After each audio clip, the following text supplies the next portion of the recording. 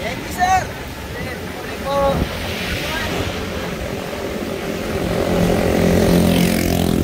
Naalala ko nung kabataan ko bilang LFS nung high school, nasa kali kami, pinaglalaban namin na mawalang NCE. Ngayon, balik kali na naman ako kasama ang mga bikers, siklistang Pilipino para sa bayan, dahil ipinaglalaban namin ngayon ang bagong adhikain na mga Pilipinong ginagamit ang bisikleta.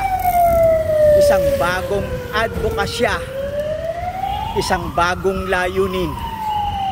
Naniniwala kami na ang mga mamamayang Pilipinong gumagamit ng bisikleta ay may karapatan.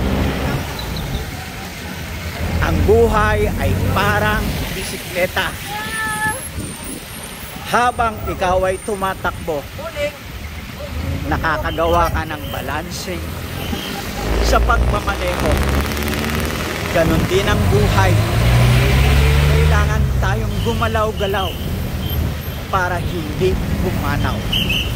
Kung kaya't ipaglalaban namin ang pagbibisikleta. Katulad ng gulong, minsan nasa ibabaw, minsan nasa ilalim.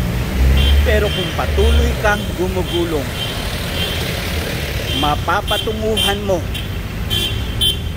ang tunay mong pupuntahan. Dahil patuloy tayong gumulong, kapag huminto ka, siguradong babagsak ka. Kaya ang pagbibisikleta ay isang simbolo ng buhay na ating dapat masilayan.